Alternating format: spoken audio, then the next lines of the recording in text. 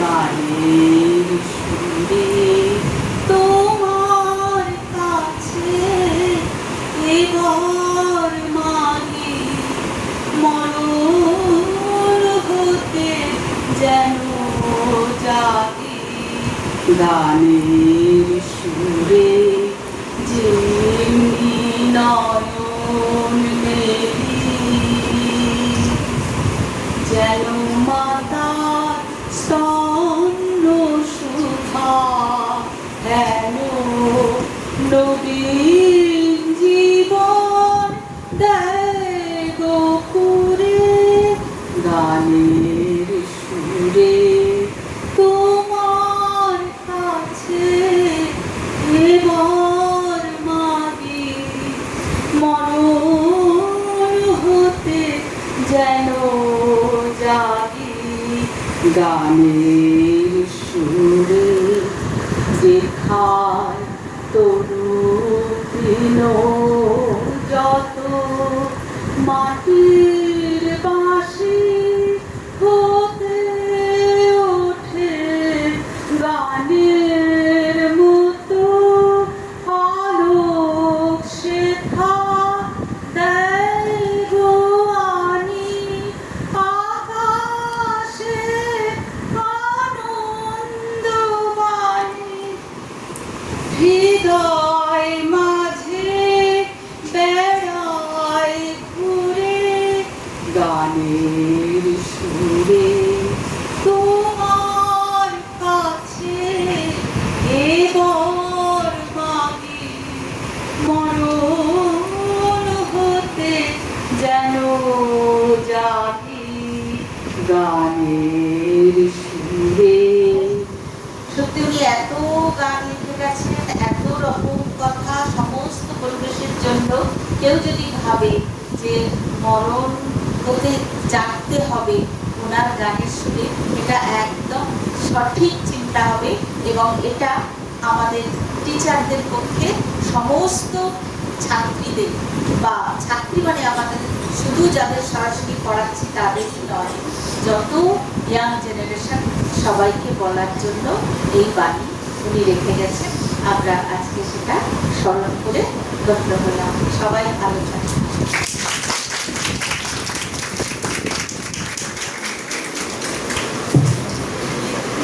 ধন্যবাদ ম্যাডামকে। আজ এই অনুষ্ঠানে উপস্থিত সকলকে স্বাগত জানাচ্ছি। ভেঙে মোর ঘরের চাবি নিয়ে যাবি কে আমারে, ভেঙে মোর ঘরের চাবি নিয়ে যাবি কে আমারে। ও বন্ধু আমার না পেয়ে তোমার দেখা, একা একা দিন যে আমার কাটে না রে।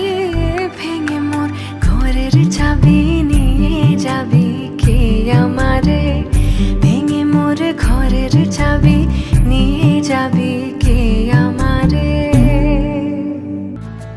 প্রাণ ভরিয়ে তৃষা হরিয়ে মোরে আরো আরো আরো দাও প্রাণ, প্রাণ ভরিয়ে তৃষা হরিয়ে মোরে আরো। এত লেখা যদি কোয়ালিটি অন্য ভাষাভাষী মানুষ বিচার করতে নাও পারে, শুধুমাত্র কোয়ালিটি পরিমাণ দিয়ে নিয়েছে পৃথিবীর সবার আগে থাকে এমন একজন মানুষ। খুবই সোনার চামচ মুখে নিয়ে জন্মেছেন যদিও, কিন্তু জন্ম থেকেই উনি কিন্তু খুব কষ্টেই দিন কাটিয়েছেন। ছোটবেলাটা শৈশবটা উনি মানে টাকা পয়সা থাকা সত্ত্বেও যত্ন তো একেবারেই পায়নি। যত্ন যেটা মায়ের জন্য, মায়ের শেষ সন্তান ছিলেন, সেই জন্য তিনি একটু ক্লান্ত ছিলেন আর কি অনেক সন্তান নিয়ে। তো একাকিত্বে কাটিয়েছেন। তবে এই যে একাকিত্বে কাটানো, এটা কিন্তু মানুষকে আমরা সবাই জানি বেশি চিন্তা করতে শেখায়। সেই জন্য বোধ হয় উনি এত প্রকৃতির সঙ্গে কথা বলতেন, এত চিন্তা ভাবনা করে এত কিছু লিখতে পেরেছেন এবং মানুষের দুঃখ বুঝতে পেরেছেন। এমন কোনো জীবনে প্লট নেই যেটার উপর ওনার লেখা নেই। আর রবীন্দ্রসঙ্গীত সে তো আমাদের বাঁচিয়েই রেখেছে। শুধু যে ভালো লাগে, শুনতে ভালো লাগে, এটাই নয়, আজ পর্যন্ত রবীন্দ্রনাথ তো আজকের নয়, কত মানুষের রুজি রুটি শুধুমাত্র রবীন্দ্রসঙ্গীতকে নির্ভর করে।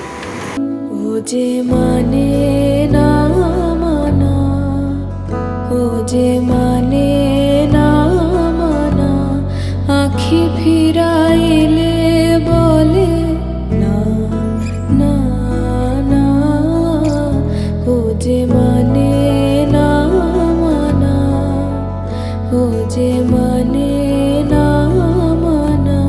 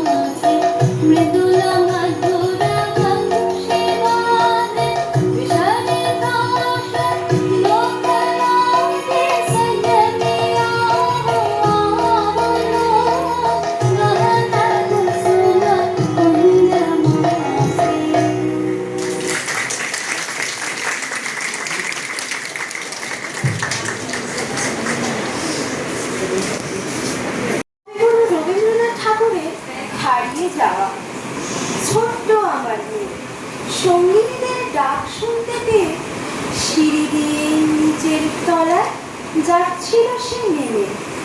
অন্ধকারে ভয় ভয় থেমে থেমে হাতে ছিল প্রদীপ খানি, আঁচল দিয়ে আড়াল করে চলছিল সাবধানে। আমি ছিলাম ছাদে, তারায় ভরা চৈত্র মাসের রাতে।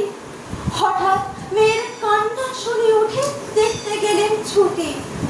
শিরের মধ্যে যেতে যেতে প্রদীপটা তার নিভে গেছে বাতাসেতে। সুধাই তারে, কি হয়েছে বামি? সে কেঁদে কয় নিচে থেকে, হারিয়ে গেছি আমি। তারায় ভরা চৈত্র মাসের রাতে ফিরে গিয়ে ছাদে মনে হলো আকাশ কানিছে। আমার বামির মতোই যেন অমনি কে এক মেয়ে, নিলাম বলে আঁচল খানি ঘিরে, দীপ শিখাটি বাঁচিয়ে একা চলছে ধীরে ধীরে। তাহলে পৃথিবীর যা কিছু সত্য সত্যই থাকবে। পিথাগোরাসের উপপাদ্য, চাঁদ, এগুলো সত্য থাকবে। রবীন্দ্রনাথ বলেছিলেন না, আমি যদি না থাকি তাহলে পিথাগোরাসের উপপাদ্য সত্য হবে না। ওকে সত্য বলার জন্য তো আমাকেই থাকতে হবে। পৃথিবী যে সুন্দর, সুন্দর বলার জন্য তো আমাকেই থাকতে হবে। পৃথিবীতে যদি মানুষ না থাকতো তাহলে সুন্দর কে বলতো? তিনি লিখছেন, আমারই চেতনার প্রাণী পান্না হলো সবুজ, আমি আছি বলে পৃথিবী সত্য। আমি পিথাগোরাসের উপপাদ্যকে সত্য বলছি বলেই সত্য। মানুষ না থাকলে কি করে সত্য? আইনস্টাইনের সঙ্গে রবীন্দ্রনাথের এই বিরোধটা কিন্তু রয়েছে। আমরা বিচার করবো কার কথা সত্য। আপাতত আমরা গীতার কথা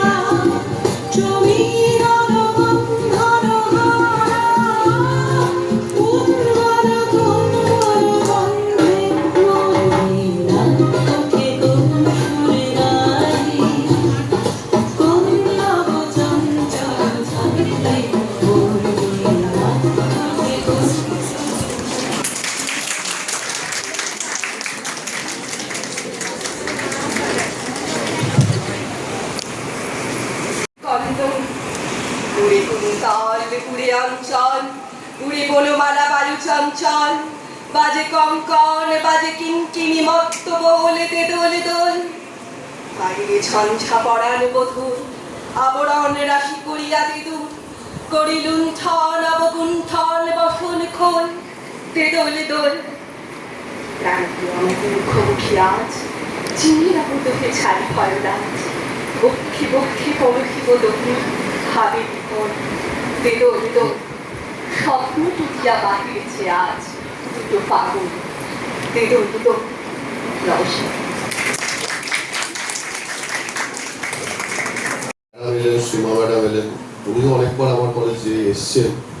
সীমা ম্যাডাম মানে অনেক প্রিন্সিপালদের মধ্যে সীমা ম্যাডামকে কেন মানে আলাদা করে মনে রাখা হয়, আমাদের প্রত্যেক যারা অধ্যক্ষরা আছেন, সেটা হচ্ছে ম্যাডামের অসাধারণ গান করে এবং কবিতা আবৃত্তি। তার ম্যাডামের যে গান সুন্দর এবং লেখনী, উনি প্রায়ই আমাদের প্রিন্সিপালস কাউন্সিলে সুন্দর করে সুন্দর লেখা লেখেন। কদিন আগেই মাদার্স ডেতে লিখেছেন।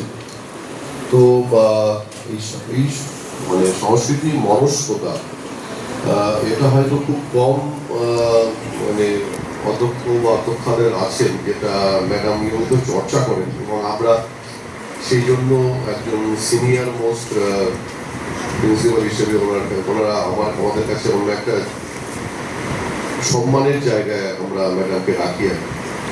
তো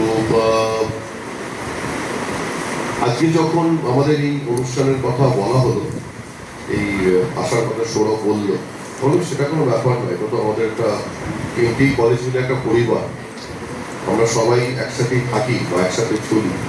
এবং ম্যাডামকে তখন বলছিলাম বসতে কথা প্রসঙ্গে আলোচনা করার সময়, যে আমার ঠিক এই কলেজে আমার জয়েন 6 মান্থসও হয়নি, 6 মাসও হয়নি। তার আগে তোমাদের মতো একটি গার্লস কলেজে আমি ছিলাম, আমি শিক্ষকতা করতাম, হাওড়া বিজয় কৃষ্ণ গার্লস কলেজ। সেখানে ম্যাডামকে বলছিলাম, যখন দেখছিলাম বেশ সুন্দর নাচ করছিলে, একটু পরে আবার বাঁশি বাজাবে, ও আবৃত্তি আপনারা করছিলেন। তো ওনার যে সঞ্চালনা সুন্দরভাবে বিনোদবাবুর গল্পটা বললেন, পুরোনো দিনগুলোতে ফিরে যাচ্ছিলাম। কারণ গার্লস কলেজের কালচারটা এরকম, বিশ্বাস করুন, মানে আমি অন্যভাবে বলছি না, ম্যাডামকে বলছি না, গার্লস কলেজের কালচারটা অন্যরকম। এই গার্লস কলেজের কালচারের সাথে কোয়েট কলেজের কালচার মানে মিক্স অ্যান্ড ম্যাচ করা যায়। কারণ আমি 21 বছর ওখানে পড়িয়েছি। তো আমি মিস করি খুব আমার পুরোনো কলেজকে। এবং এই কাশেশ্বরীতে যখনই ডাক পাই আসতে ভালো লাগে, কারণ ওই পুরোনো দিনগুলোতে ফিরে যায়। Multi talented, girls are always multi talented. মানে এটা আমার অস্বীকার করার, মানে আমি স্বীকার করবো, আমি স্বীকার করতে গর্ববোধ করি। কারণ এমন একটি কলেজ থেকে এসেছি যেখানে কবি জীবনানন্দ দাশ পড়াতেন, এমন একটি কলেজ থেকে এসেছি যে কলেজে কবি বাণী বসু, সাহিত্যিক বাণী বসু পড়াতেন, অজিত কৃষ্ণ বোস ছিলেন বিভিন্ন সময়। সুতরাং ওই কলেজের রিচ হেরিটেজ, এখন বিনোদা রায়চৌধুরী লেখিকা। তো ওই কলেজের যে রিচ হেরিটেজ, মানে জীবনানন্দ দাশ থেকে শুরু করে বাণী বসু, প্রত্যেকেই এই কলেজে পড়িয়েছিলেন। সেই কলেজের যে কালচার, তার গঠন, তার যে মানসিকতা, সীমা ম্যাডাম আসার পরে ওটা অন্যরকম। এই কাশেশ্বরী কলেজ আরো বেশি গুরুত্ব পেয়েছে, শুনেছি অনেক বেশি, মানে প্রাণবন্ত হয়েছো তোমরা, অনেক বেশি স্কোপ পেয়েছো আলোচনা করার এবং ওই সাংস্কৃতিক আলোচনাগুলো করা। অবশ্যই রবীন্দ্র জয়ন্তী সেলিব্রেট করা বা এটা আমাদের কর্তব্য, বা জীবনানন্দ দাশকে স্মরণ করা, মনন করা, এটা আমাদের কর্তব্য, আমরা করবো। শুধুমাত্র ওটা পালন করাটা বড় কথা নয়, যাতে আমরা মানে আমাদের যে রাজনৈতিক কালচার যেন আমাদের মধ্যে জারিত হয়, সেটা যেন সবসময় মনে রাখা উচিত এবং স্মরণ করা উচিত। আমরা হয়তো কখনো মানে একটু পথভ্রষ্ট হয়ে যায়, অনেক ক্ষেত্রে হয়েছে, হয়তো সবাই আপনারা জানেন, অনেক সময় হয়েছে, অনেক সময় হয়তো পরিস্থিতির চাপে বা অনেক কিছু সমস্যা, অনেক কিছু জায়গা হয়তো আমরা যদি আবার সেই কালচার, যে কালচারের জন্য বাঙালিরা সর্বজগতে সমাদৃত, সেই কালচারটা যদি আমরা আবার ফিরিয়ে আনতে পারি, অবশ্যই আমি মনে করি কাশেশ্বরী পথ দেখাবে। কারণ অবশ্যই মেয়েরা পথ দেখাবে। আমি এখনো মনে করি girls college obviously has a special things in the core of my heart. এবং আমি মনে করি মেয়েরা পথ দেখাতে পারে সেই কালচার, সেই সংস্কৃতি যেটা আমরা ধারক বা বাহক, এত বছর ধরে আমরা করে আসছি, সেই জায়গাটা যদি আমরা আবার ফিরে পেতে পারি। যেহেতু ছোটবেলা থেকেই নাচ সম্পর্কে জানি, তো ছোটদের জন্য রবীন্দ্রনাথের যে কালেকশন বা যেই যেই সংগ্রহগুলো রয়েছে তার মধ্যে থেকেই একটা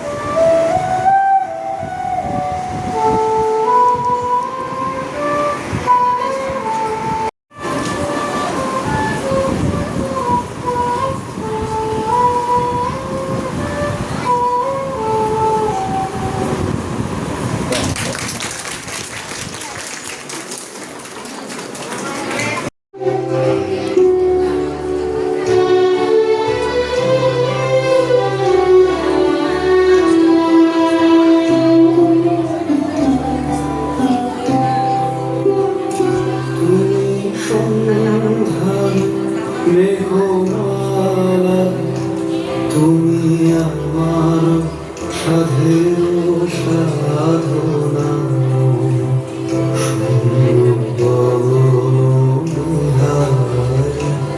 আমি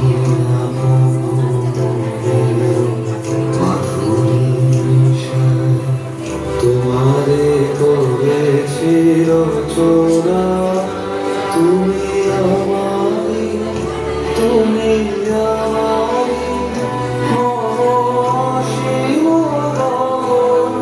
গগনবিহারী, তুমি সন্ধ্যার মেঘমালা, তুমি আমার সাধের সাধনা।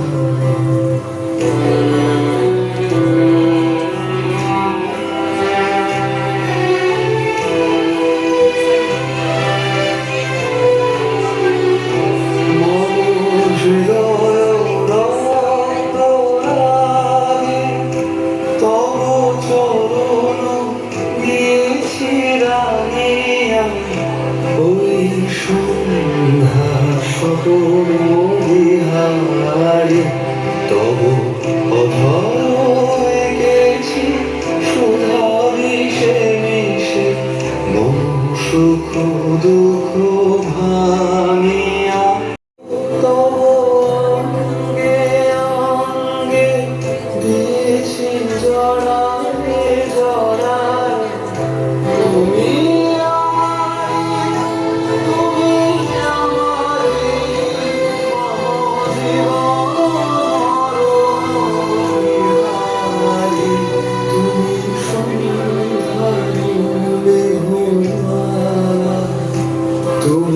আমার সাধের সাধনা,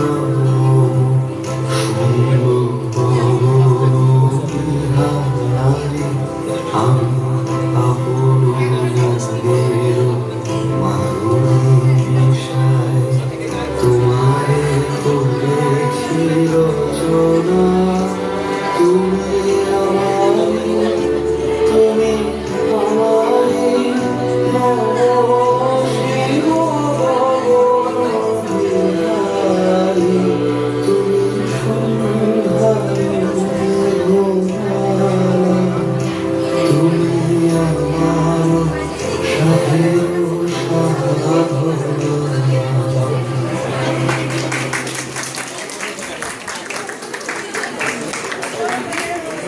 তারা অমিতদা বলেই উচ্ছ্বাস প্রকাশ করেছেন, কতটা ভালোবাসেন। ডক্টর অমিত মজুমদার, অধ্যক্ষ শ্রীশচন্দ্র কলেজ। তুমি যুগে যুগে দুধ পাঠাইছ বারে বারে দয়াহীন সংসারে, তারা বলে গেল ক্ষমা করো সবে, বলে গেল ভালোবাসো, অন্তর হতে বিদ্বেষ বিষ্ণাস, বরণীয় তারা স্মরণীয় তারা, তবুও বাহির দ্বারে আজি দূর দিনে ফিরানো তাদের ব্যর্থ নমস্কারে। আমি যে দেখেছি গোপন হিংসা কপট রাত্রি ছায়ে, হেনেছি নিঃসহায়ে। আমি যে দেখেছি প্রতিকারহীন সত্যের অপরাধে, বিচারের বাণী নীরবে নিভৃতে কাঁদে। আমি যে দেখিনু তরুণ বালক উন্মাদ হয়ে ছুটে, কি যন্ত্রণায় মরেছে পাথরে নিষ্ফল মাথা টুটে। কণ্ঠ আমার রুদ্ধ আরিপে বাঁশি সঙ্গীত হারা, অমাবস্যার কারা লুপ্ত করেছে আমার ভুবন দুঃস্বপনের তরে। তাই তো তোমায় শুধাই অশ্রু জলে, যাহারা তোমার বিষাইছে বায়ু নিভাইছে তব আলো। তুমি কি তাদের ক্ষমা করিয়াছ? তুমি কি বেসেছ ভালো? নমস্কার। ধন্যবাদ অভিজ্ঞ। আমরা এরপরে ভাবনা কাহারে বলে, সুখী যাতনা কাহারে বলে। তোমরা যে বলো দিবস রজনী, ভালোবাসা ভালোবাসা, সুখী ভালোবাসা কারে কার? সে কি কেবলই যাতনাময়, সে কি কেবলই চোখের জল, সে কি কেবলই দুঃখের শ্বাস? লোকে তবে করে কি সুখের তরে এমন দুঃখের লাশ? আমার চোখে তো সকলই সমান, সকলই রঙিন, সকলই বিমল। শুনির আমার শ্যামল বিষণ যোজনা কুসুম কোমল, সকলই আমারই মতো। তারা কেবলই হাসে, কেবলই হায়, হাসিয়া ভেঙে মরিতে চায়। না জানে বেদন, না জানে রোদন, না জানে সাধের যাতনা যাতনা।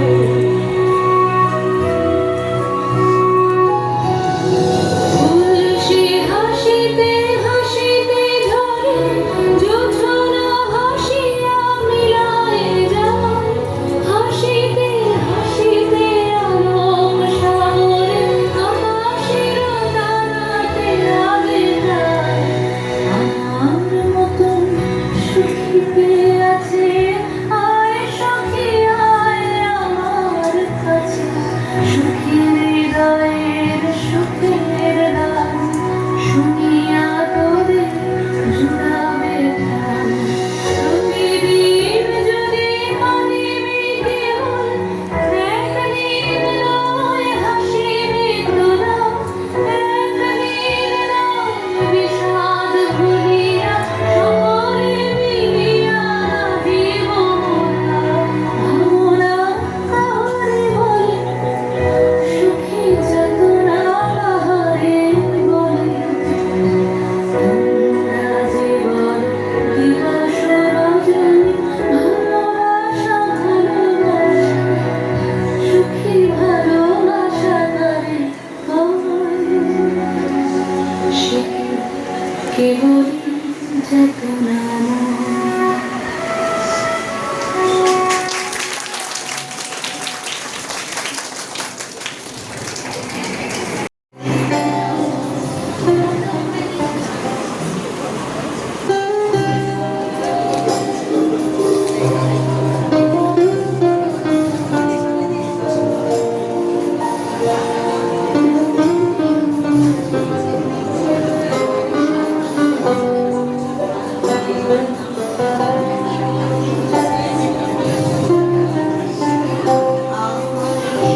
আমার মাঝে লুকিয়ে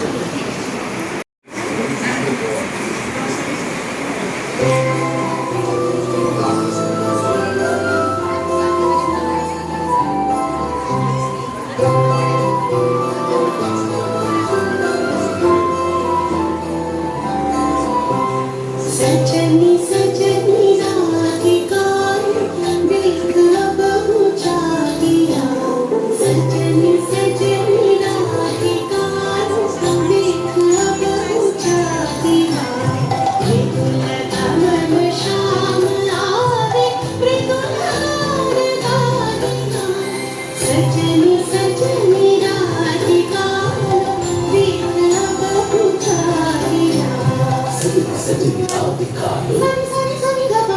देख अब ऊंचा दिया मृदुल गगन श्याम आवे मृदुल गान गाया सजनी सजनी राधिका देख अब ऊंचा दिया मृदुल गगन श्याम आवे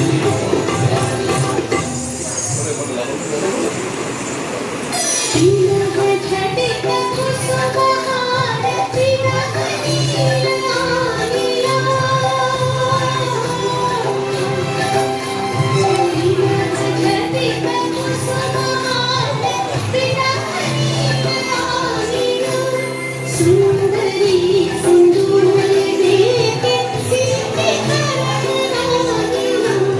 सजनी सजनी राधिका देख अब ऊंचा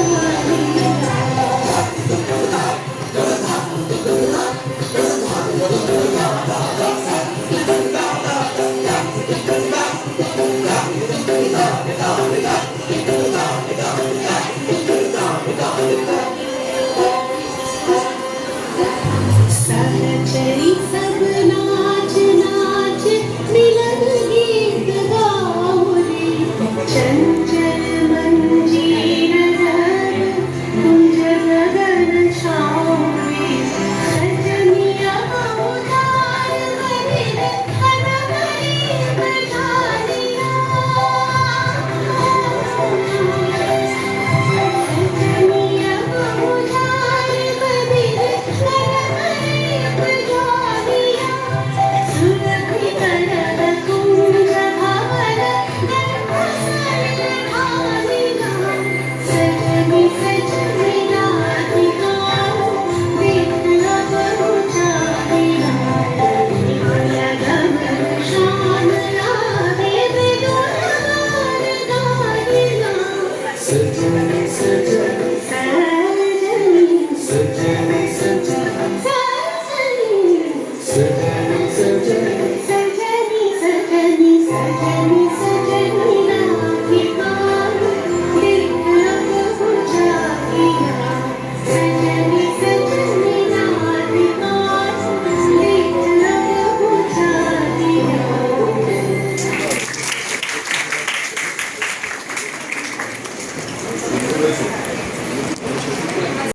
বিশ্বকবি রবীন্দ্রনাথ ঠাকুরের লেখা 2 বিঘা জমি শুধু বিঘে 2 ছিল মোর ভুঁই আর সবই গেছে ঋণে বাবু বলিলে বুঝেছ ওকে সে জমি লইল কিনে কহিলাম আমি, তুমি ভূস্বামী ভূমির অন্তরায় যে দেখো মোর আছে বড় জোর মরিবার মতো ঠাঁই। শুনে রাজা কহে, বাপু জানো তো হে করেছি বাগানখানা, পেলে 2 বিঘে প্রত্যেক দিকে সমান হইবে টানা, ওটা নিতে হবে। কহিলাম তবে বক্ষে জুড়িয়া পানি, সজল চোখে করুণ রক্ষে গরিবের ভিটেখানি। শক্ত পুরুষ যেথায় মানুষ সেমাকে সোনার বাড়া, দৈন্যের দায় বেচিব সেমায় এমনই লক্ষ্যে ছাড়া। আশা করিলাম রাজা ক্ষণকালের রখিল মৌন ভাবে, কহিলেন শেষে ক্রূর হাসি হেসে, আচ্ছা সে দেখা যাবে। পরে মাস দেড়ে ভিটে মাটি ছেড়ে বাহির হইলে পথে, করিল বিক্রি সকলে বিক্রি মিথ্যার দেনার ঘটে। এ জগতে হয় সেই বেশি চায়, আছে যার ঘুরি ঘুরি। রাজার হস্ত করে সমস্ত কাঙালের ধন চুরি। মনে ভাবিলাম মনে ভগবান রাখিবে না মোহ গর্থে, তাই লিখি দিল বিশ্ব নিখিল 2 বিঘার ফুল। সমীর জীবন জোড়ালে তুমি, অবারিত মাঠ গগন ললাট চুমে তব পদধূলি। ছায়া শুনবে শান্তির নীল ছোট ছোট গ্রামগুলি, পল্লব ঘন আম্র কানন রাখালের খেলা দেহ। স্তব্ধ অতল দিঘি কালো জল, নিশীত শীতল স্নেহ। বুক ভরা মধু গঙ্গের বধূ জল যায় ঘরে। মা বলিতে প্রাণ পরে রাঞ্চান, চোখে আসে জল ভরে। 2 দিন পরে দ্বিতীয় প্রহরে প্রবেশিল নিজ গ্রামে। কুমোরের বাড়ি দক্ষিণে ছাড়ি, রথতলা করি বামে। রাতি হাত খোলা নদীর গোলা, মন্দির করি পাছে। ঋষাদের শেষে পৌঁছিনে এসে আমার বাড়ির কাছে। ধিক ধিক ওরে শতধিক করে নীলাজ ফুলটা ভূমি, যখনই যাহার তখনই তাহার। এই কি জননী তুমি, সে কি মনে হবে একদিন যবে ছিলে দরিদ্র মাতা। আঁচল ভরিয়া রাখিতে ধরিয়া ফল ফুল শাক পাতা। আজ কোন রীতে কাহারে ভুলাইতে ধরেছ বিলাস বেশ। 5 রাঙা পাতা অঞ্চলে গাথা, পুষ্পে খচিত কেশ। আমি তোর লাগে ফিরেছি বিবাদী, গৃহহারা সুখী। তুই খেথা বসে ওরে রাক্ষসী, হাসিয়া কাটার দিন। ক্ষণের আদরে গরবে না ধরে, একই হয়েছ ভিন্ন। কোনখানে লেশ নাকি অবশেষ, সেদিনের কোন চিহ্ন। কল্যাণময়ী ছিলে তুমি ওই ক্ষুধা হরা সুধা রাশি। যত হাসো আজ যত কর সাজ, ছিলে দেবী হলে দাসী। বিদীর্ণ হইয়া ফিরিয়া ফিরিয়া চারিদিকে চেয়ে দেখি, প্রাচীরের কাছে এখনো যে আছে সেই আম গাছ। একই পশু তার তলে নয়নের জলে শান্ত হইল ব্যথা। একে একে মনে উদিল স্মরণে বালক কালের কথা। সেই মনে পড়ে জ্যৈষ্ঠের ঝড়ে রাত্রে নাটিক ঘুম। অতি ভোরে উঠি তাড়াতাড়ি ছুটি আম পোড়াবার ধূপ। সেই সুমধুর স্তব্ধ দুপুর পাঠশালা পলায়ন। ভাবিলাম হায় আর কি কোথাও ফিরে পাবো সে জীবন। সহসা বাতাস ফেলে গেল শ্বাস, শাখা দিলাইয়া গেছে। 2টি পাকা ফল লগ্ন ভূতল আমার কোলের কাছে। ভাবিলাম মনে বুঝি এতক্ষণে আমারে চিনিল মাতা। স্নেহের সে দানে বহু সম্মানে বাড়ি কাটানো মাথা। হেন কালে হায় জমদূত প্রায় হোতা হতে এলো মালিক। ছুটি বাঁধা ওরে সপ্তম সুরে পানিতে লাগিল গালি। কহিলাম তবে আমি তো নীরবে দিয়েছি আমার সব। 2টির ফল তার করি অধিকার, এত তারি করো। চিনিল না মোরে, নিয়ে গেলে ধরে কাঁধে বাবু ছিপ হাতে পরিষদ সাথে ধরিতেছিলেন মাছ। শুনিবি বরং প্রতিদিনই কর মারিয়া করিব খুন। বাবু যত বলে পরিষদ দলের পরে তার সাথে হতো। আমি কহিলাম শুধু দুটি আম ভিক নদী মহাশয়। বাবু কহে হেসে দেখা সাধু বেশে পাখা চোর কিশোর। আমি শুনে হাসি আঁখি জলে ভাসি। এই ছিল আমার ঘটে। তুমি মহারাজ সাধু হলে আজ আমি আর চোর বটে। নমস্কার।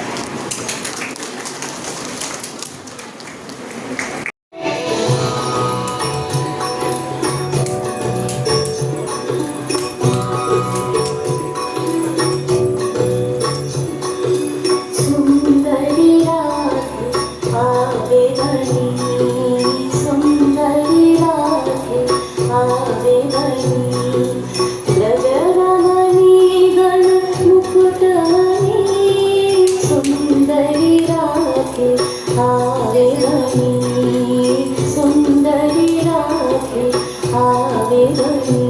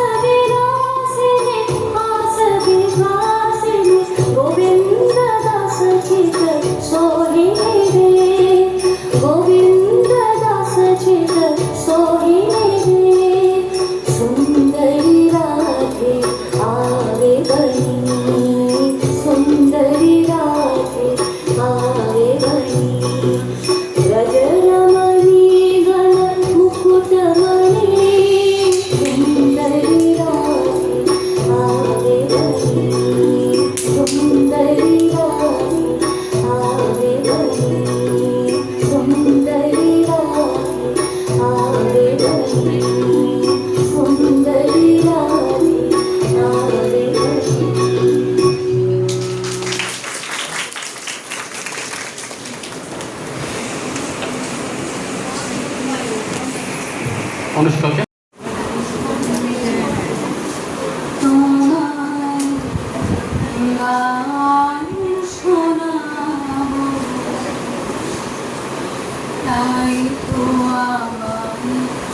জাগিয়ে রাখো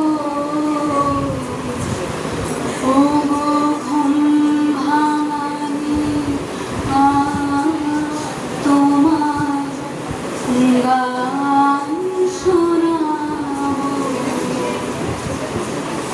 চমক দিয়ে যাই তোর ডাকো, বুকে চমক দিয়ে তাই তোর ডাকো, ওগো ঘুম ভাঙানিয়া তোমায় গান শোনাবো। এলো আধার ঘিরে পাখি এলো নিড়ে, তোরে এলো তীরে। এলো আধার ঘিরে পাখি এলো নিড়ে, তোরে এলো তীরে। শুধু আমার হিয়া বিরাম পায় না, ও ও দুঃখ জাগানিয়া তোমায় গান শোনাবো। আমার কাছের মাঝে মাঝে কান্না ধারা দোলার সুধায় ভরে, তুমি যাও যে সুরে আমায় পরশ করে, প্রাণ সুধায় ভরে, তুমি যাও যে সুরে। বুঝি আমার ব্যথার আড়ালেতে দাঁড়িয়ে থাকো, ওগো দুঃখ জাগানিয়া তোমায় গান শোনাবো। চমক দিয়ে তাই তো ডাকো, বুকে চমক দিয়ে তাই তো ডাকো, ওগো ঘুম ভাঙানিয়া তোমায় গান শোনাবো। ওগো দুঃখ জাগানিয়া তোমায় গান শোনাবো।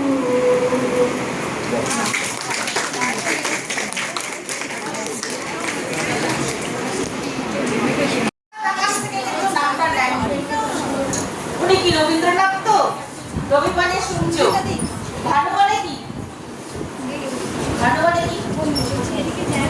ভানু কি? ভানু ও সূর্য। দেখো রবি রইল। রবীন্দ্রনাথ ইন্দ্রকে দেবতাদের রাজা, তাই না? রবীন্দ্র সিংহ পশুদের রাজা। কত কিছু ভেবে ওই 16 বছরের একটা ছেলে নিজের ছদ্মনাম নিয়েছিল, দেখেছো? এরকম ব্রিলিয়েন্ট আমরা কি পৃথিবীতে পাই না।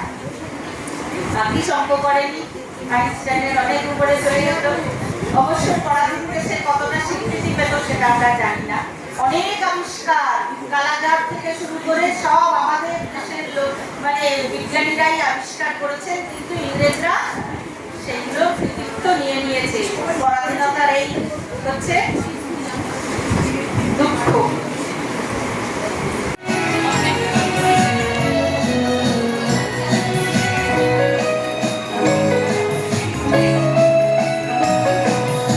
আকাশ ধোয়া সূর্য তারা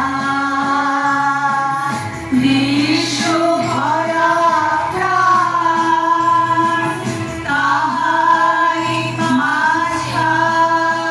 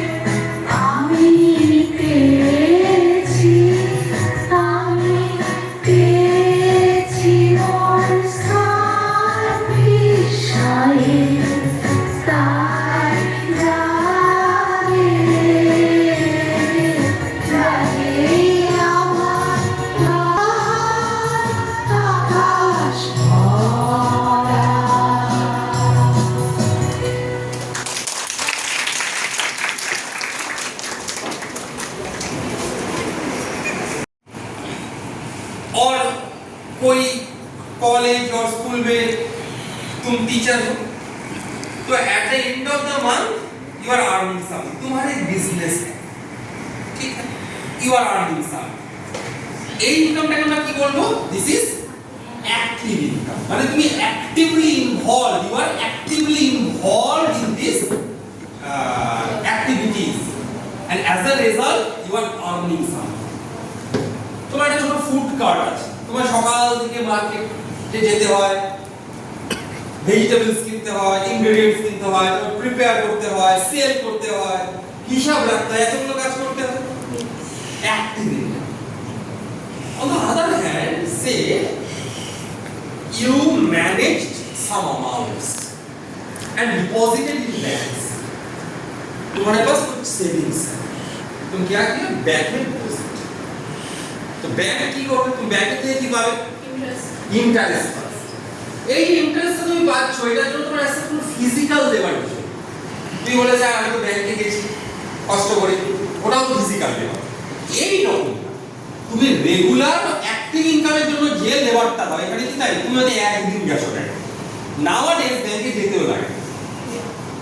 through online you can open one fixed deposit, invest করে দিয়েছো, ইন্টারেস্ট মিল গেছে।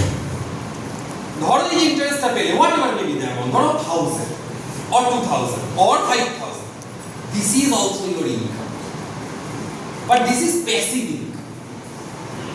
এই ইনকামটা কিন্তু তুমি যখন ঘুমোচ্ছ তখনও কিন্তু ইনকামটা কেউ না কেউ তোমার জন্য করছে। when you are sleeping at night তখনও কিন্তু তোমার জন্য ইন্টারেস্টটা জেনারেট হচ্ছে।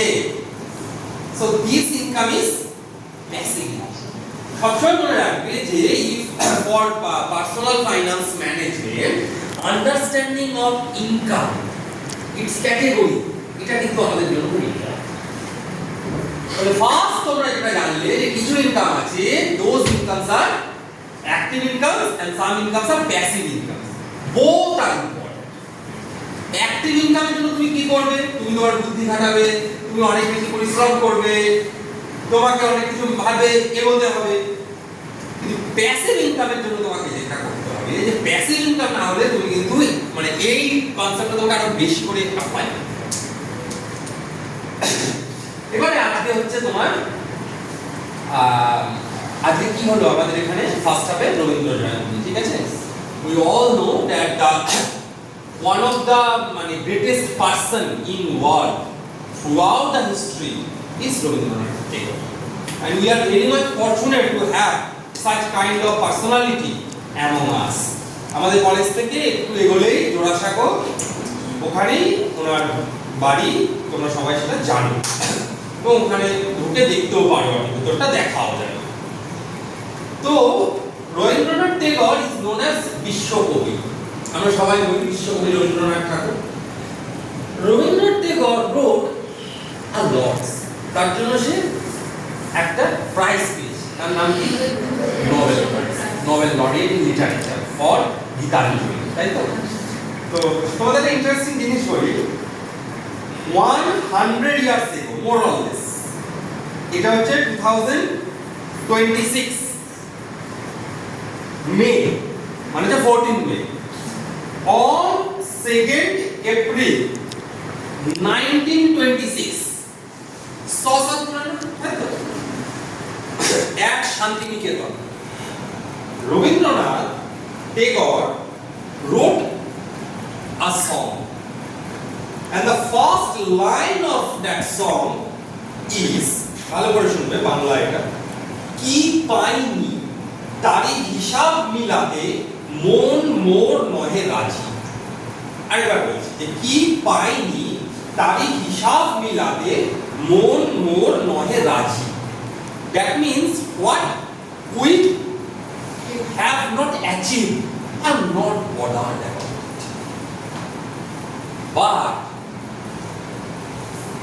in this case we have to bypass the বাণী of রবীন্দ্রনাথ টেগর, কারণ রবীন্দ্রনাথ টেগর এটা লিখেছেন অন্য একটা পার্সপেক্টিভ, একটা philosophical point of view, but Rabindranath Tagore there family also zamindar in undivided Bengal, তোমরা জানো সিরাজগঞ্জ, কুষ্টিয়া, যেগুলো এখন বাংলাদেশে, আসামের নগা বলে একটা জায়গা আছে, সেখানে কিন্তু আমাদের জমিদারি ছিল।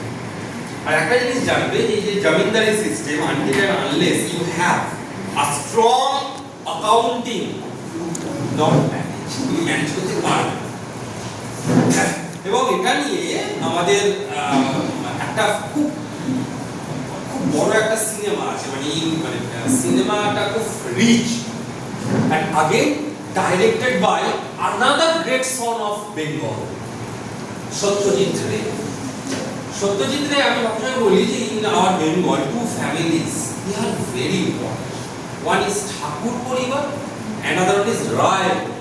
Upendra Kishore Ray Chaudhary, then Sukumar Ray, then Satyajit Ray. আমি যেটাকে ফলো করি, Satyajit Ray directed one film known as Jalshaghar, and Jalshaghar is a film on a jamindar, ঠিক আছে? And it was casted by another famous actor, ছবি বিশ্বাস। এটা পারলে এটা ইউটিউবে আছে সিনেমা, এটা দেখবে, তুমি দেখবে, জানবে যে মানে crore rupees, এরা তো প্রচুর আর্ন করতো, crore rupees, how it was destroyed, কিভাবে destroy হয়ে গেছে। তার মানে তারা ম্যানেজ করতে, মানে দেখাচ্ছে যে ওই জমিদার পরিবারটা তারা ম্যানেজ করতে পারে। বাট তুমি যদি আজকে আমাদের দেব পরিবার দেখো, নবকৃষ্ণ দেব, তোমরা সবাই তার পুজো দেখতে যাও, যেটাকে আমরা শোভাবাজার রাজবাড়ি বলি, স্টিল দেয়ার কন্টিনিউ, তারা কিন্তু আজও আছে। তোমার 1756 সিরাজ কলকাতা আক্রমণ, ঠিক আছে, ফল অফ ক্যালকাটা, ফোর্ট উইলিয়ামকে পুরো ভেঙে সিরাজ। তারপরে হাতিগুলো কোথায় রাখলো সিরাজ? যে জায়গায় রাখলো তোমাদের কলেজের খুব কাছে, তার যে ট্রুপ, তার যে এলিফ্যান্ট ট্রুপ যেটা, that place is known as Hatibagan. আর ফোর্ট উইলিয়াম ওয়াজ, এখন যে ফোর্ট উইলিয়ামটা তোমরা দেখো ওই প্রিন্সেপ ঘাটটা, মানে ওটা কিন্তু ওল্ড, মানে new fort William. Old fort William যেটা ছিল জিপিও, যেটা তোমার রাইটার্স বিল্ডিং, জিপিও ওখানে ছিল। তো সিরাজটা একদম ভেঙে দিয়ে এটা হলো ফল অফ ক্যালকাটা, চলে গেল Murshidabad. And on that time Murshidabad was a famous, মুর্শিদাবাদের জিডিপি ছিল সাংঘাতিক। এরপরে 1757 পলাশি হলো, সিরাজ, ফল অফ সিরাজ। ওই টাইমে নবকৃষ্ণদের দুর্গাপূজা স্টার্ট করলো। In which year? 1957। আর আজকে কত? সরি 1757, আজকে কত? 2026 এর পুজো আসেনি, তোদের লাস্ট পুজো অ্যাটেন্ড করেছে 2025, আজও কন্টিনিউ হচ্ছে। So they know how to manage their finance. তাহলে একটা হচ্ছে আর্নিং, আর একটা হচ্ছে ম্যানেজ। অনেক সময় হয় তুই অনেক টাকা পেলি, বা তুই জানিস না কি করে ম্যানেজ করবি, সেটাও জানতে হবে। কিন্তু ওই যে এক্সাম্পলটা দিচ্ছিলাম যে জলসাগর, সেখানে জমিদার বলছে আমার, তার যে অ্যাসিস্ট্যান্ট, সে বলছে যে sir there is a fund shortage. Fund shortage, how much? বলছে we have only 3 boxes full of gold, 3টে বক্স সোনা দিয়ে ভর্তি। তাই বলছে উই হ্যাভ অনলি 3 boxes, মানে তার ভ্যালু ভাব কত কোটি। তাহলে তাদের কত কোটি ছিল, সেখান থেকে 3টে বক্স এসেছে। So if you don't know how to manage, you will destroy your wealth. And if you know how to manage from a very little less amount, you can create your wealth. Because wealth থাকবে।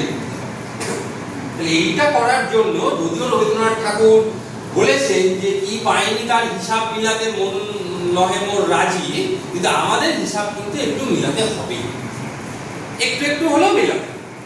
এটা বুঝে নেই।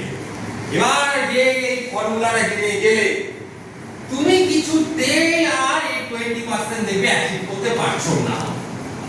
কি হয়ে যাচ্ছে? এটা হয়তো 50টা হয়ে যাচ্ছে 60, এটা হয়তো হয়ে যাচ্ছে 35, তাহলে ব্যালেন্স কত থাকছে? 5। আর এটা হচ্ছে আমাদের কি? এক্সপেন্স। Expenditure, EXP, expenditure. তুই এটা ম্যানেজ করতে পারছ, তাহলে কি করা যায়? We have to understand what is savings. ये savings क्या होता है बेटा? Savings জমানো। ক্যালকুলেট করি কি করে? ধরো তোমার ইনকাম 100, এক্সপেন্স 80, তাহলে সেভিংস কত? 20। সবাই বুঝেছিস? ঠিক আছে, এটা তো তোরা ছোটবেলা অঙ্কই পড়ে এসেছিস, কোনো ব্যাপার না। তাহলে আমার সেভিংস এর ফর্মুলা আমি কি লিখবো? আমার ইনকাম माइनस एक्सपेंस। ठीक है, आज से थोड़ा अलग से करो, ये चालू करो। तुम्हारा एक्सपेंस होगा इनकम माइनस सेविंग्स, ऐसे सोचो तो। তাহলে আগে তুমি কি করছিলে? এটা তোমার ফিক্স 100 রুপিস, ঠিক আছে? যখন তোমার এক্সপেন্স 80 তখন তোমার সেভিংস কত? ভালো করে দেখ, 20। এবার তোমার এক্সপেন্স হয়ে গেল 90, সেভিংস কত? 10 হয়ে গেল 10। তোমার এটা যদি 98 95 হলে এটা কত হলো? 5। এভাবে আমরা ভাববো, আমরা ঘুরিয়ে ভাববো যে my expense will be income minus savings. তাহলে এবার ইনকাম কত আছে? 100, सेविंग्स तुम्हारा टारगेट कितना है? यहाँ पर 20। अभी ये एक्सपेंस 80 पे ही होना चाहिए, इससे ज्यादा नहीं। First from income fix your savings portion,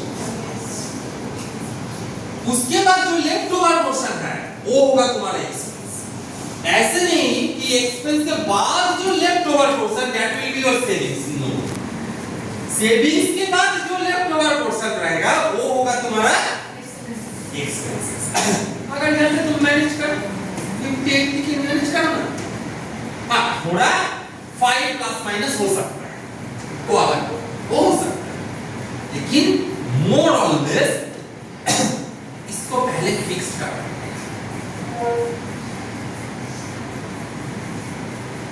ये फिक्स नहीं कर पाओगे तो तुम्हारा वेल्थ क्रिएशन नहीं होगा। এটা না ঠিক করতে পারলে কিন্তু তোমরা ওয়েলথ ক্রিয়েট করতে পারবে না। তাহলে হয়ে গেল, বুঝে গেল আমরা। এইবার ধরো নিড জানলে কোনটা, ওয়ান্ট জানলে কোনটা, সেভিংস জানলে কোনটা। সেভিংস কে আমি কিভাবে ফিক্স করব? জেনে নিয়ে আমার এক্সপেন্স জেনে। So sometimes you have to cut off your expenses. কিছু এক্সপেন্সেস তোমাকে কমাতে হবে। তুমি হয়তো জানো যে আমার নিড ওয়ান দুটোই কিন্তু এক্সপেন্স, আমি ইএক্সপি লিখে রেখেছি, এর মধ্যে 5% সুইচ হতে পারে। এটা ঠিক আছে, আমার একটা খুব কিনতে ইচ্ছা হচ্ছে, একটা কিছু কিনি বা ঘুরতে যাব, আমি 30 টাকা আমার 35 করে 45। बट हर महीने तुम्हारा ये जो एक्सपेंस नहीं मैनेज होगा, तो हाउ डू यू मैनेज? তুমি যে জিনিসটা কিনছো তোমার এক্সপেন্স কেন হচ্ছে? কারণ কি? তুমি কনজিউম করছো। তাহলে কনজিউম করতে গেলে তোমায় কি করতে হবে? জিনিস কিনতে হবে। এই জিনিস যখন আমি কিনবো, the buying pattern or buying behavior, one of the buying is impulsive buying. কি বললাম? impulsive মানে বাংলায় একটা কথা আছে আবেগ, impulsive, সেখান থেকে কিনে নিচ্ছি। এই কলেজ থেকে গেছি বাড়িতে, ফ্রেশ হয়ে খাওয়া দাওয়া করে একটু বালিশ নিয়ে শুয়েছি ফোনটা নিয়ে, আরে বাস একটা দারুণ ড্রেস আইটেম দেখছি তো, এই ঘড়িটা খুব সুন্দর না, এটা আমার দরকার। 5টা ঘড়ি পরে আছে কিন্তু হাতে পড়োই না, কারণ মোবাইল আছে না, কিনে নাও। So this tendency that is buying instantly without considering whether it is required or not, তুমি সেটা ভাবছোই না, মানে তোমার দেখে ভালো লেগেছে, ওকে, তোমার দেখে ভালো লেগেছে, তুমি কিনে ফেলবে। ভালো করে চিন্তা করে দেখো, কারণ তোমরা অলরেডি অনেক কিনে ফেলেছো। দেখে ভালো লেগেছে, কিনে নিয়েছো। আচ্ছা, একটা দুটো কিনতে পারো, কিন্তু তাই বলে অনেক সময় এমন হয় যে কিনে কিনে এমন অবস্থা ভুলেই গেছো এটা তোমার আছে, ঠিক আছে, তোমার মনেই নেই। তারপরে যখন কোনো কারণে মা বলেছে ঘর পরিষ্কার কর, বাবা এরকম তোমার 4-5টা আইটেম আছে, আমি কিনে ফেললাম, তাহলে কি হলো? Impulsive buying. ইম্পালসিভ বাইংটাকে একটু কমাতে হবে। How to control impulsive buying? Here is give a second thought. ধরো তোমার ভালো লাগলো, হতেই পারে, তুমি সেটাকে নিয়ে দরকার হলে কার্টে অ্যাড করো, ইনস্ট্যান্ট কিনতে যাবে, until and unless it is absolutely necessary for you, তুমি এটা কিনতে চাও। দিয়ে দুটো দিন চুপ করে বসে থাকো, 3 নম্বর দিনে ভাবো যে ওটা আমার তোমার সত্যিই দরকার।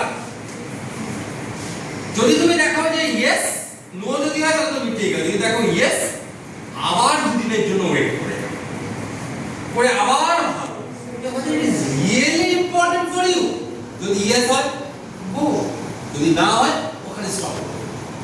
কারণ ইম্পালসিভ বাইং এর চক্করে পড়ে এবং তুমি জানবে যে companies are always trying to get you as impulsive buyer. আর এই যে তোমাদের যে বয়সটা না, এই বয়সটা হচ্ছে সবথেকে বেশি টার্গেট করে ওরা, আর জানে এই বয়সে এরা অনেক বেশি মানে ইম্পালসিভ ইন নেচার, এদেরকে ধরলেই এরা কিনে নেবে। যারা আরেকটু এজ হয়ে গেছে আমাদের মতো, এরা চট করে কিনবে না, এরা 10 বার ভাববে। কিন্তু এই গ্রুপটা করে টার্গেট করো, তার জন্য তুমি অ্যাডভার্টাইজমেন্ট দেবে, তার জন্য তুমি ডিজিটাল মার্কেটিং এ এখন সোশ্যাল মিডিয়া অ্যাডভার্টাইজমেন্ট পাবে, সব কিছু তুমি পাবে। কিন্তু তুমি চেষ্টা করো যে যাতে তুমি তোমার ইম্পালসিভ বাইংটাকে কন্ট্রোল করতে পারো। তাহলে আমাদের মন্ত্র বা টেকওয়ে কি কি হতে পারে? নাম্বার 1, ওয়েলথ ক্রিয়েশন করতে হবে, ঠিক আছে? না হলে কিন্তু ওয়েলথ ক্রিয়েট করতে না পারলে তুমি ফাইনান্সিয়াল ইন্ডিপেন্ডেন্স পাবে না। আমরা তো ইন্ডিপেন্ডেন্স পেয়ে গেছি 1947, কিন্তু if you want to enjoy the financial independence, first to wealth creation. Mantra number 1. Mantra number 2, you have to know your need and your want. Mantra number 3, you can simply follow this rule, a rough rule, তুমি বলতে পারো thumb rule, 50-30-20. Mantra number 4, fix your savings first. বাকিটা যা থাকবে সেটা তুমি expense. আর তুমি যদি বলো আমার ইনকাম বেড়ে গেছে, তাহলে সেভিংস 20 আছে, 20 আছে, ইনকাম এখন আমার বেড়ে 120 হয়েছে, তাহলে কি আমি এক্সপেন্স 100 করে দেবো? করার দরকার, তখন আবার এটা তুমি সেভিংসটাকে বাড়িয়ে দাও, তুমি সেভিংসটাকে একটু বাড়িয়ে দাও, ঠিক আছে? তাহলে তোমার কি হবে? একটা ভালো ম্যানেজ তুমি করতে পারবে। মন্ত্র number 5, impulsive buying, control your impulsive বাইংটাকে কন্ট্রোল। তার কন্ট্রোল করলে প্রথম একটু কষ্ট হচ্ছে যে স্যার কি সব বললো, একটু আগে থেকে নিতাম, এখন আর সেসব হচ্ছে। কিন্তু কিছুদিন পরে তুমি যখন দেখবে যে না ভালোই তো লাগছে, এবার শুধু শুধু জিনিসগুলো নষ্ট হচ্ছে, তখন তুমি মজা পেয়ে যাবে। আচ্ছা, ও আরেকটা কথা, এই ইনকামের মধ্যে প্যাসিভ ইনকাম আর অ্যাক্টিভ ইনকাম কি বললাম? প্যাসিভ ইনকাম সেই ইনকামটা যখন তুমি ঘুমিয়ে থাকো তখন ইনকামটা জেনারেট হচ্ছে।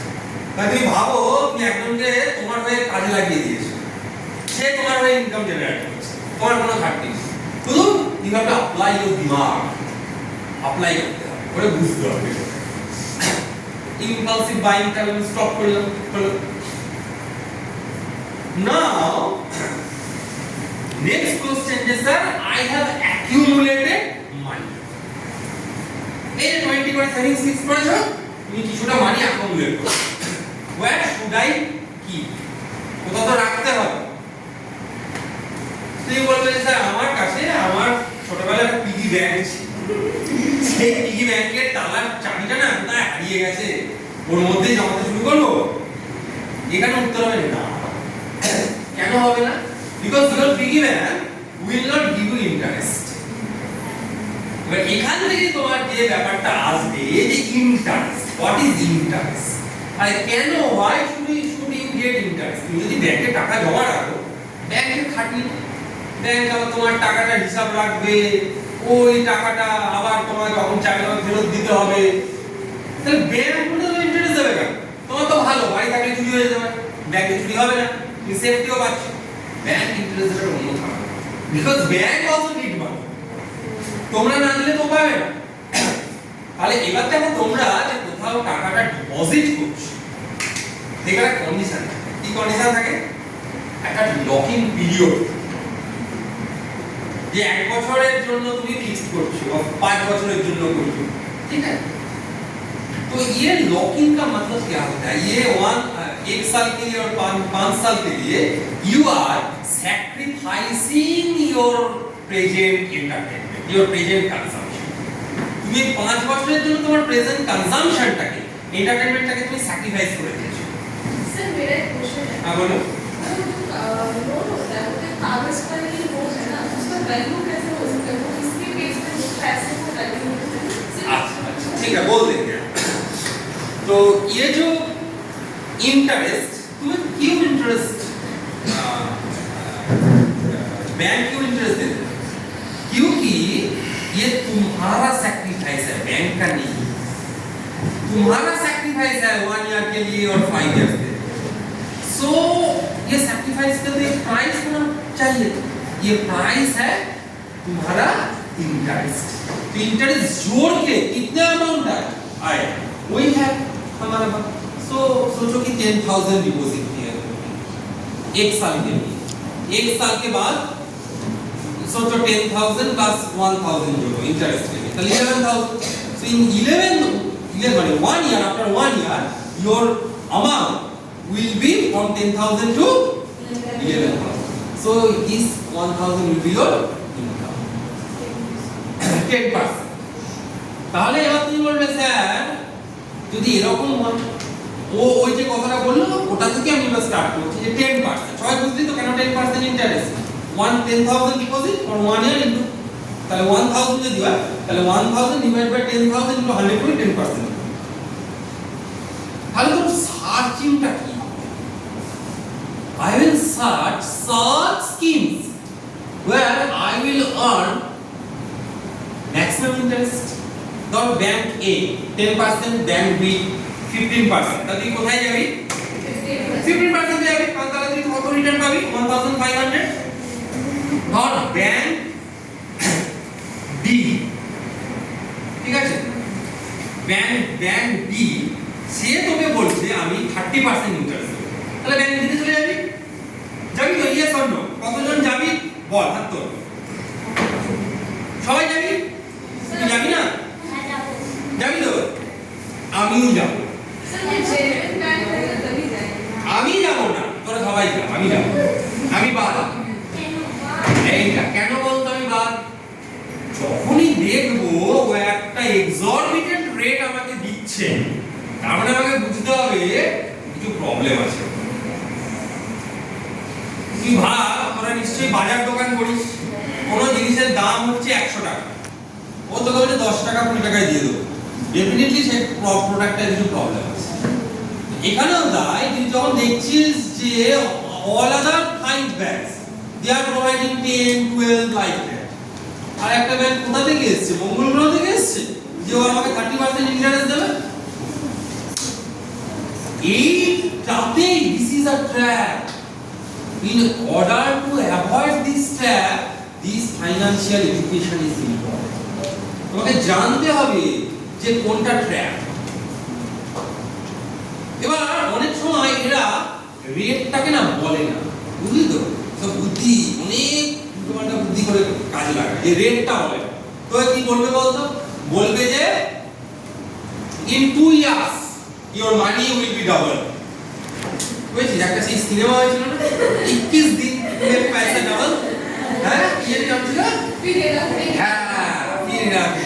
রে বাবা দেখি, ঠিক আছে, সে পরেশ রাওয়াল তার অ্যাক্টিং 21 দিন में पैसा डबल। তখন কি হয়েছে তোরা সবাই জানিস। ধর ব্যাংক বললো যে তোকে 2 ইয়ার্স ডাবল, তো তুই ভাবছিস স্যার তাহলে তো 2 ইয়ার্সে ডবল হয়ে যাবে। মানে ধর যার 10 লাখ আছে তার 10 লাখ আর 20 লাখ হয়ে যাবে, পয়সাই পয়সা, কি মজা। কিন্তু তুই রেটটা জানতে পারছিস না, মানে যারা স্যার তো রেট শিখিয়েছে, যদি দেখি 10% ঠিক আছে, কিন্তু যদি দেখি 30%, তাহলে রেটটা বোঝার কোনো উপায় আছে? একটা উপায় আছে, একটা উপায় আছে। সেই উপায়টা হচ্ছে যদি এটা ডবল হয় বুঝতে হবে, ঠিক আছে? যদি তোর অ্যামাউন্টটা এবার ভালো করে বুঝি ডবল, এটা যদি 1.5 হয় বা 3.5 হয় তাহলে কিন্তু আপনি করবেন ডবল। ডবল মানে কি বলতো? ইনটু 2। তাহলে তোর একটা রুট মনে রাখতে পারিস, সেটা হচ্ছে 72 divided by i। 72 divided by i। i মানে হচ্ছে রেট অফ ইন্টারেস্ট আর n মানে হচ্ছে পিরিয়ড। তোকে বললো 2 বছরে পয়সা ডবল, তাহলে তুই n এর জায়গায় 2 বসা, তাহলে তোর i কত হচ্ছে রেট অফ ইন্টারেস্ট? 36 হতে পারে। 36% ইন্টারেস্ট দেবে তোকে? না। তাহলে 2 বছরে পয়সা ডবলটা হচ্ছে একটা i ওয়ার্স। ইভেন যদি বলে 4 ইয়ার্সে ডবল করে দেবো, তাহলে কিন্তু 18%, এটাও তো একটা হাই রেট, এক্সরবিটেন্ট রেট। দেখবি যেগুলো জেনুইন, যেমন ধর এলআইসি, এদের ডবল হতে কত টাইম লাগে জানিস? Near about 10 years. তাহলে নিয়ার অ্যাবাউট 10 ইয়ার্স যদি হয়, তাহলে 10 যদি বসাস, তাহলে 72 বাই 10 মানে হচ্ছে 7.2। এটা একটা মোটামুটি জেনুইন। তুই দেখবি আজকে যখন ব্যাংকের ইন্টারেস্ট গুলো তো আর কি দেখিস, যদি তোরা দেখিস যে অনুজা কত পাচ্ছে রিটার্ন ইউ আর আর্নিং, সেখান থেকে ইনফ্লেশন এফেক্ট বাদ দাও এবং ট্যাক্সের ইমপ্যাক্ট বাদ দাও, তাহলে তুমি জানতে পারবে what is your retail earning, retail return, retail income, মানে real income, retail sorry real income, তোমার রিয়েল ইনকামটা তখন কত হচ্ছে। সো সব সময় যখনই যদি তোমরা কোনো এরকম যে স্কিমগুলোকে আমি বললাম সেখানে যাও, you have to study the tax impact. এবার প্রথমে যে অপশনগুলো তোমাদের বলেছিলাম যে ব্যাংকের যে রেকারিং ডিপোজিট আর ফিক্সড ডিপোজিট, পোস্ট অফিসে দে হ্যাভ ট্যাক্স ইনকাম, তোমায় ট্যাক্স দিতে হবে। তারপরে যে তোমাদের যেটা বলেছিলাম যে PPF and SSY they have tax, তুমি যা ইনকাম করো না কেন কোনো ট্যাক্স দিতে হবে। তুমি যদি ব্যাংকে ধরো এফডি করো, তুমি যদি 1000 ইন্টারেস্ট পাও, তোমার 10% বাদ দাও, তাহলে 900 will be your real income, যেটা তোমার পকেটে ঢুকবে। কিন্তু এই সেম জিনিসটা তুমি 1000 তোমার আন্ডার পিপিএফ আর এসএসওয়াই তুমি আর্ন করো, তোমার পুরো 1000ই তোমার পকেটে, তোমার কিন্তু কোনো ট্যাক্স দিতে হবে না। এরপরে যদি বললাম আরেকটু সাহসী হয়ে গেছো, অ্যাডভেঞ্চারাস, কোনখানে ঢুকে গেলে কোন জঙ্গলটায় মিউচুয়াল ফান্ডে যাবে, ওখানে কিন্তু ট্যাক্স দিতে হবে। কিছু আছে যেখানে একটা ট্যাক্স সেভিংস হয়, but in general tax impact আছে, আর স্টকে তো ট্যাক্স ইমপ্যাক্ট আছে। বাট এগুলোতে আরো অনেক কথা বলা যায়, লং টার্ম কি শর্ট টার্ম কি, সেটা আজকের বিষয়। রাখা যায় মানে লক ইন পিরিয়ড হচ্ছে 15 বছর, এর লক ইন পিরিয়ডটা বেশি। তুমি 15 বছরের মধ্যে আফটার 7 ইয়ার্স, কারণ তুমি আগে থেকে শুরু করলে তো 15 বছর তোমাকে রাখতে হবে, তবে after 7 years you will be eligible for partial withdrawal, কিছু টাকা তোমাকে তোলার জন্য গভর্নমেন্ট অনুমতি দেবে বলতে পারো। আর তারপরে 15 এর পরেও তুমি কন্টিনিউ করতে পারো, আর 5 ইয়ার্সেরও করতে পারো। আচ্ছা, এর মধ্যে মান্থলি তাও কত ইনভেস্ট মানে দেওয়া যাবে? তো ওই তো বললাম বছরে মিনিমাম 500 আর ম্যাক্সিমাম 1 লাখ। বা তুমি এর মাঝামাঝি কিছু একটা ভাবো, তুমি ভাবো আমি বছরে ধরো 60,000 টাকা, তাহলে প্রত্যেক মাসে 5,000 টাকা করে দেবো। তুমি বলো আমি বছরে 12,000 টাকা করে দেবো, তো প্রত্যেক মাসে 1,000 টাকা করে দেবো, সেটা ভাগ করে দেবো।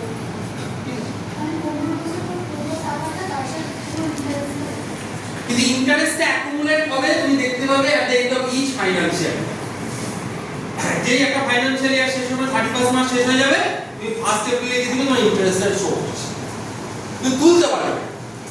সব মিলিয়ে নিয়ে তুমি ভাবে হচ্ছে ওই সেই 15 বছর পর। হ্যাঁ, তুমি দরকার হলে একটু পার্শিয়াল উইথড্রল করা যায়, কিন্তু না করাই অবভিয়াসলি।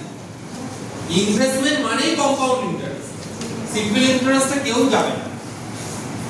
তাই না?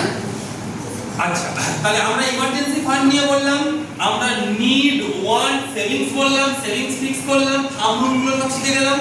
ওকে, এইবার এই যে তোমার নিডের মধ্যে আরেকটা কথা আমরা ভাববো যে along with emergency fund we have to think about another 2 points that is also important for your personal finance. First is your medical insurance. এটা কিন্তু করতে হবে, কারণ তুমি মেডিকেল ইন্স্যুরেন্স না করো, কার কখন মেডিকেল ইমার্জেন্সি হয়ে যাবে, তখন যে টাকা লাগবে তুমি কিন্তু তোমার ইমার্জেন্সি ফান্ড দিয়েও ম্যানেজ করতে পারবে, বা তোমার ঘরের টাকা বেরিয়ে যাবে, তোমার তো টাকা জমাচ্ছ, তোমার তো এখন পিপিএফ ভেঙে টাকা ওখানে দিতে হচ্ছে। তাহলে আমাদের এই যে অবজেক্টিভটা বারবার ওয়েল, যেটা আমি একটু আগে বললাম, ওই সত্যজিৎ রায়ের জলসা ঘর, ওই বিশ্বাস 3 বাক্স আর সোনা সিন্ধুক, সেটাও তার কাছে কিছু একই তোমার ওয়েল ডিস্ট্রয়। তার চেয়ে বলা আমি এমন একটা ওয়েপেনকে রেডি রাখি যে if there is any emergency that weapon will support in favor of. তাহলে obviously personal financially পার্ট হচ্ছে আমার মেডিক্লেম, যেটাকে তোমরা হেলথ ইন্স্যুরেন্সই বলো। What ever maybe that 3 lakh 4 lakh করা উচিত। কি ধরে রাখো, ভগবানের কাছে বলো যে ওই টাকাটা যেন আমার কোনোদিন কাজে না লাগে, কিন্তু বিপদ কোন দিন আসে কেউ জানে না। আগে ইমার্জেন্সি ফান্ড করলে, তারপরে তুমি হেলথ ইন্স্যুরেন্স বা মেডিক্লেম নেবে, তারপরে তুমি যেটা একটা করবে সেটা লাইফ ইন্স্যুরেন্স। এবার লাইফ ইন্স্যুরেন্স বলতেই মোস্ট অফ দ্য পিপল যেটা করে ফেলে সেটা এন্ডোমেন্ট প্ল্যান। মানে এন্ডোমেন্ট প্ল্যান মানে অ্যানুয়ালি একটা প্রিমিয়াম দেয়, আর at the end of the term তারটা অ্যামাউন্ট করতে পারে, খারাপ কিছু না। কিন্তু লোকে একটা ভুল করে, লোকে কি করে, লোকে বলে যে they compare this LIC insurance with the investment. অনেকে যেমন ভুল বোঝাবে, এলআইসি করিস না, বেকার, এর থেকে ওই টাকাটা নিয়ে মিউচুয়াল ফান্ডে দিয়ে অনেক টাকা পাবে। দেখো কথাটা হয়তো ঠিক রিটার্নের পার্সপেক্টিভ, কিন্তু দুটো আলাদা। One is investment, another one is insurance. Insurance is the indemnification. Indemnification মানে জানো, ইনডেমনিফিকেশন মানে হচ্ছে ধরো তুমি এই পজিশনে আছো, ইন্স্যুরেন্স তোমাকে কি করবে, তোমাকে এখান থেকে ইনভেস্টমেন্ট তোমাকে এখান থেকে এখানে তুলে দেবে। কিন্তু ইনডেমনিফিকেশন মানে হচ্ছে তুমি এই পজিশনে আছো, তুমি মানে ফল করে যাও, ও তোমাকে আবার পুরোনো জায়গায় রিস্টোর করবে। That is indemnification. তার মানে এলআইসি করে তুমি বড় লোক হয়তো হবে না, কিন্তু ও তোমাকে গরিব হওয়া থেকে প্রোটেক্ট করবে। কিন্তু তার মধ্যে আমি তোমাকে বলবো এলআইসি মানে এন্ডোমেন্ট প্ল্যান না করাই ভালো। করা ভালো হচ্ছে টার্ম প্ল্যান। টার্ম ইন্স্যুরেন্স বলে একটা প্ল্যান আছে। টার্ম ইন্স্যুরেন্স মানে সোজা কথা মরলে টাকা না মরলে টাকা, আর এমনি এন্ডোমেন্ট প্ল্যান মানে মরলেও টাকা না মরলেও টাকা। বা লোকে বলবে কি আমি ঠিক আছে ও বেঁচেই থাকবো, পয়সা পেয়ে, কিন্তু সেটা খুব কম বা খুব বেশি প্রিমিয়াম। কিন্তু যেটা term insurance, that is insurance in মানে রিয়েল ভ্যালু। অল্প প্রিমিয়ামে অনেকটা কভার পাওয়া যায়, এবং এগুলো করলে অল্প পয়সা করাই ভালো। বয়স বাড়লে রোগ বাড়বে, অনেক টাকা কিন্তু তখন বেড়ে যায়। ঠিক আছে, তাহলে ইন্স্যুরেন্স হলো, ওয়েলথ ক্রিয়েশন হলো, ট্যাক্স ইমপ্যাক্ট যেটা বললাম যে ট্যাক্স ইমপ্যাক্ট কমার্স স্টুডেন্ট অনেকটা বোঝে, নন কমার্স বোঝে না। কিন্তু আজ থেকে মনে রাখতে হবে যে ট্যাক্স ইজ মানে inevitable in our life. Tax ছাড়া কিন্তু আমরা বাঁচতে পারবো না। তাহলে যে কোনো ফান্ডের স্কিমে ট্যাক্সটা দেখবে। আরেকটা ব্যাপার, নিজেরা করবে। অনেক সময় বন্ধুর কাছ থেকে শুনে এ বলেছে, জামাইবাবু বলেছে, এটা মেয়েদের ক্ষেত্রে খুব কাজ করে। ওই দেখে জামাইবাবু বলেছে ওখানে স্কিমটা করতে হবে, করা যাবে, একটু নিজেরা করে নেবে। কারণ তোমরা তো এমপাওয়ার, তোমরা তো লিটারেট, তোমরা কেন পারবে না? তোমরা নিজেরা করো, এবং তুমি যদি করো না, তুমি আরো 5 জনকে জানাতে পারো। তাহলে until and unless you have a literacy, তুমি কিন্তু নিজের ওয়েলথ ক্রিয়েট করতে পারো। তোমরা তোমাদের ওয়েলথ ক্রিয়েট করো, তোমরা তোমাদের কাছে যে টাকাই থাকে না, maybe your pocket money is just 250 at the end of the month. তুমি 250 করে দেবো, তাও তুমি যদি এখন তুমি ঠিকঠাক করে এগোতে পারছো, তুমি কিন্তু একটা অ্যামাউন্ট রেডি করতে পারো। ঠিক আছে, তো এটাই ছিল আমাদের মানে এই 1.5 আওয়ার যেটা আমাদের কলেজ আগে দিয়েছে, একটা পার্সোনাল ফাইন্যান্স ম্যানেজমেন্টের ওভারঅল ডিসকাশন, এবং তুমি কি করে ম্যানেজ করতে পারো যাতে আমরা ওয়েলথ ক্রিয়েট করতে